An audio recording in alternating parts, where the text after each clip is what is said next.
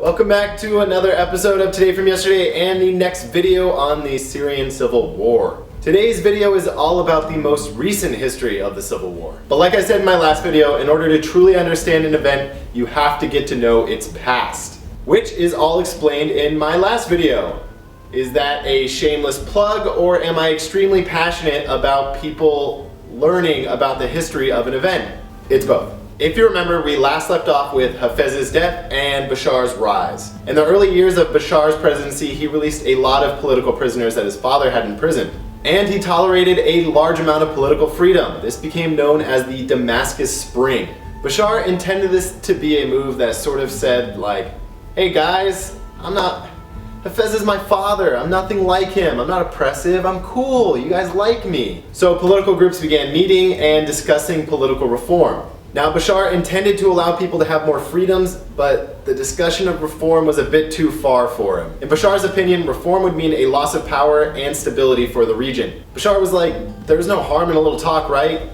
I mean, they won't act on it because they like me, I'm a cool guy. But then there was a call for open elections. Turns out opposition political parties feel a little cheated when a father dies and his son just swoops in and takes right over. So feeling threatened by the popularity of these political discussions and the call for open elections, Bashar cracked down. Bashar fulfilled a lot of fears that people had, and he returned to his father's oppressive ways. The growth of the pro-reform movement and then the subsequent crushing left very many people bitter. On March 15th, 2011, a pro-reform movement began in Damascus. It all started when a group of young men were arrested for spray painting "The people want the fall of the regime." At first, the protesters only demanded the release of these prisoners, but by April, only 1 month later, it morphed into a call for the fall of the regime. The protesters lit buildings on fire and attacked police officers. Assad's attempt to regain control was swift and violent, and many protesters lost their lives. And this only served to stir up more violent unrest within the region. Are you noticing a pattern? Assad, in an attempt to maintain credibility, blamed foreign propaganda, referring specifically to Israel as the main influencer on rebel groups. The first revolts of March 15th, 2011 would be considered the start of the civil war that rages on today. Several opposition forces attempted to band together to oppose Assad. One of these groups was the Free Syrian Army, or the FSA. Clashes between the rebels and the Syrian army continued throughout the year and only increased in intensity and frequency. By October 2011, the FSA was receiving direct support from Turkey, who even allowed the FSA to base their headquarters within Turkey boundaries. This is one of the major contributing factors to the tension between Syria and Turkey today. What began in March 2011 as a clash between security forces and protesters, by January 2012 became an all-out war between the FSA and the Syrian army. Most fighting was done within Damascus with heavy artillery and gunfire. Damascus is about 41 square miles, which is about the size of the Bronx in New York.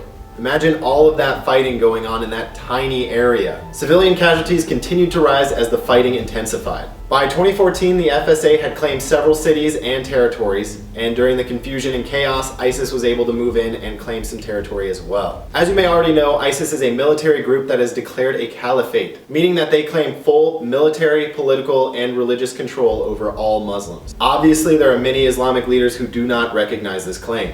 Saying that ISIS represents all Muslims worldwide is like saying the Westboro Baptist Church represents all Christians worldwide. Anyway, what began as a civil war over political freedom has now morphed into massive fighting between multiple groups over control of the region. So to summarize, Assad is fighting to maintain the secular socialist government that is presidentially dominated and backed by Russia. The FSA is fighting to bring down Assad's government and preferably implement a more democratic and less oppressive government, and is backed by the US. And ISIS is an opportunistic religious and military group whose goal is to build up a violent military presence in the Middle East in order to oppose those who disagree with its version of Islam. ISIS grew within the chaos and claimed responsibility for several attacks on Western and Eastern countries. So the US and Russia became involved in a civil war in the name of wiping out ISIS. Since neither country wanted to become too involved in terms of troop deployment, as this has become a very touchy issue as of late, they had to choose which side they believed would be best equipped to take out ISIS. The US is interested in assisting the rebels, A, because the Assad regime has proven to be oppressive and violent, and B, the US would have a guaranteed close relationship with the new government. Russia has been a supporter since Hafez took power. Russia became involved to protect their close relationship with the current government, and because they argue implementing a new government would create only more turmoil and unrest. All the while, both countries claim they are there to target ISIS and not get involved in the civil war. The idea is that they will support and give assistance to their respective sides only in their fight against ISIS. But both the FSA and Assad have proven to be more interested in fighting each other. ISIS is a problem that needs to be solved, but if you look a little closer, it seems like the US and Russia are involved in yet another proxy war. If you pay close attention to the historical details, you'll find that there's always a little bit more going on.